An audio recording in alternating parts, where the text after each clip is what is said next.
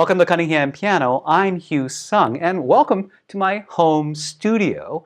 I wanted to shoot this quick video to share some new tips that I come across recently. Now, I've been posting a series of videos to help music teachers move their teaching online, talking about various levels of equipment and software. I've been teaching online for many, many years. I primarily teach nowadays through a service called ArtistWorks, where I teach students around the world.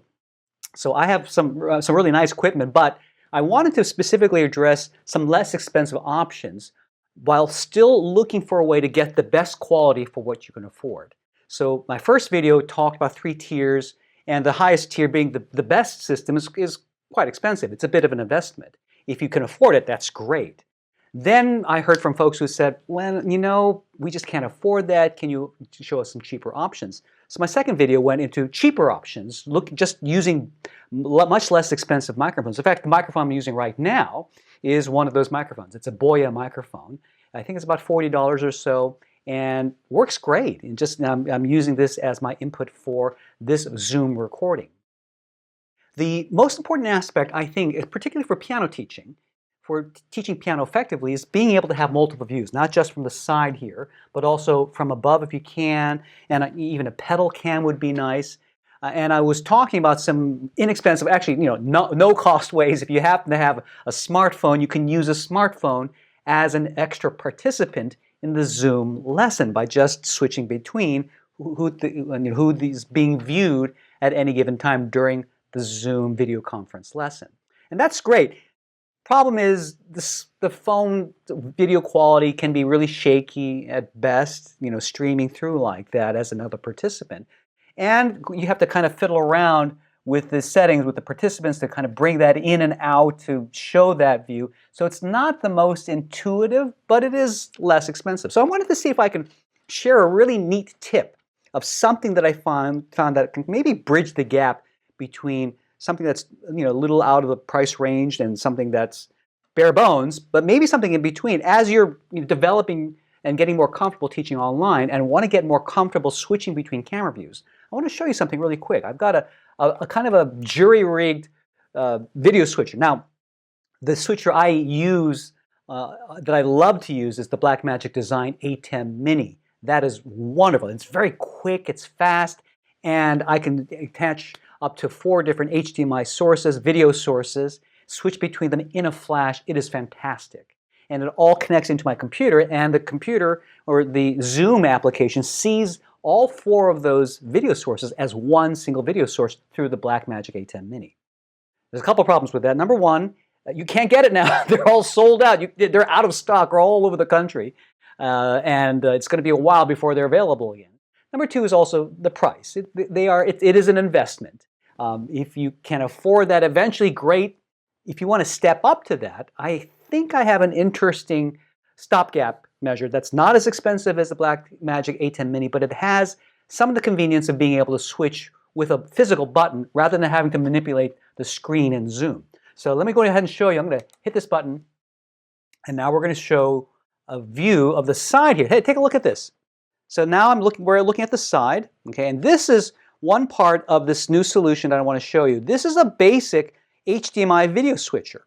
So I've got all the inputs going into the back here, and in the front, it's a little upside down here, but you can see this is the switching button, this is the power button, and I can switch, and I push this so I can go to my next camera view over here. And I've got my pedal cam. There we go. So if I want to switch it, I just hit the button, and I can switch my views really just with the click of a button. So with the click of a button, I can switch views, but as you can see, there's a little bit of a delay going from video source to video source, and that's just because this is I can't even remember how much I spent, but I think it was under $100. It was a very inexpensive switcher, but that's not the only part you need. That will connect all of your video sources and output it to another video output, but we still need a way to get all those signals into the computer so that your computer can then feed that into your Zoom or whatever other video conferencing program that you're using. So let me show you one more thing that you need. So this is my new AHA device. This is something that video game players use when they want to show they're video games. Now, there's a huge world out there of professional video gamers that like to show what they're playing, and they stream this on the net or they make videos of that. And so this is something called an AverMedia Live Game Mini. All it is, it takes an HDMI video source and outputs that into a USB connection that goes right into the computer. And just like my Blackmagic A10 Mini, this will recognize that as a single camera source, just like a webcam. The Live Game Mini, I think. Live Gamer Mini. I need my glasses here. There we go. Okay?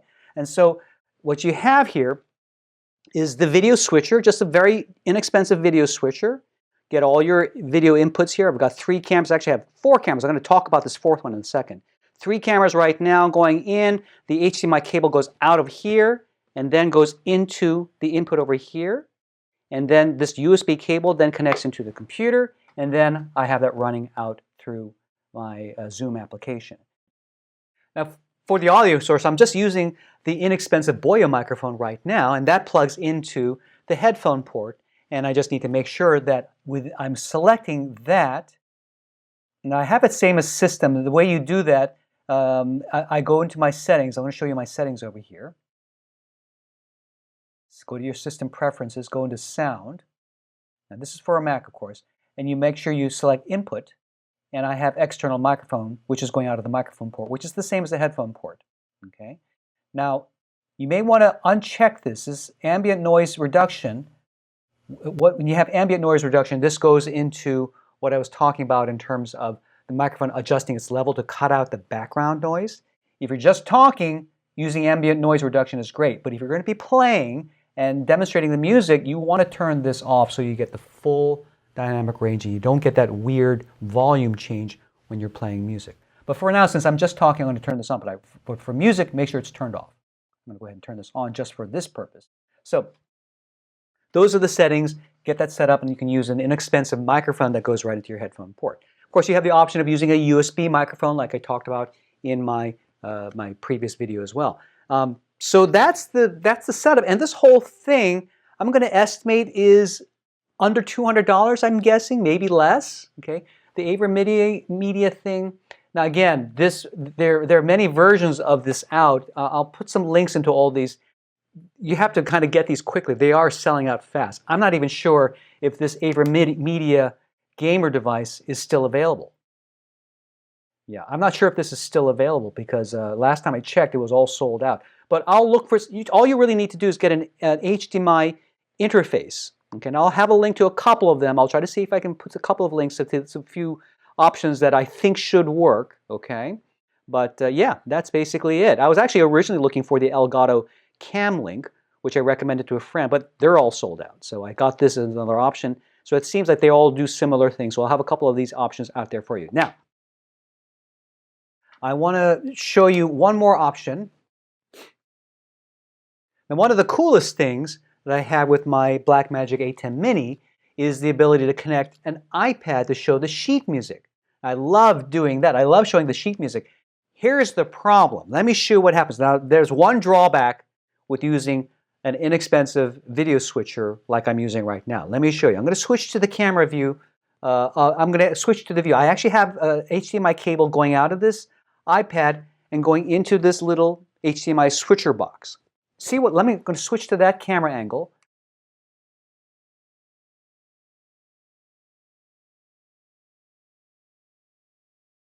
Here's the problem. You start to see there's copy protected content. I cannot show what's on my iPad through this system. That's the one big drawback.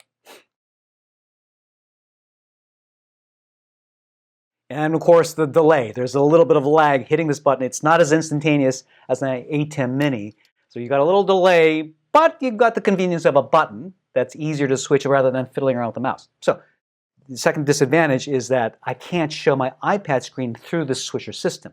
Of course, the workaround is to do this. I'm going to go into my iPad, and I'm going to share the screen. Let's see if I can share the content here. So what I've done is, I have my old trick of adding my iPad as a participant. I can join the meeting with another device, and then I'm going to go ahead and share the screen over here. Just trust me what I'm doing here. Let's go ahead and start a broadcast. And I detailed all these steps in my previous video. Sharing the screen now, and now you can see the music. So that's the workaround. You have to call in with your iPad, and then you can share the screen of the iPad. But as you can see, there's a little bit of delay. Now, if I want to stop, let's see if I can change the view. Yeah, it seems that this is all taking up the whole view. I'd have to turn off the view on my iPad. So again, oops, a little bit of a delay. Let's go ahead and stop that if we can. Okay, let's stop that screen recording. We're back to this view.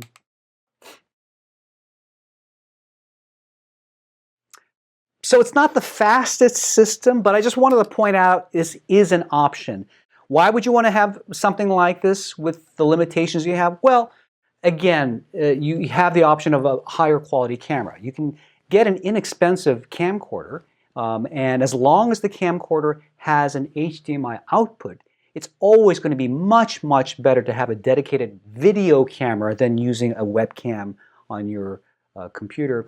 Now, a lot of phones have pretty good video too, but even with my phone, I was noticing that when I was using it as a camera, there was a little bit of lag and delay. It just doesn't look quite as good as just getting simple camcorders. So any kind of HDMI video source is going to improve your video quality and make the lesson look a lot better. So I just wanted to share that little tip with you. I'll have links to all these equipments, all the equipment I'm using, and I'll see if I can find alternatives for things that are still available. A lot of this is sold out now, but again, just check the links below if you want to experiment with upgrading a little bit to having a physical video switcher.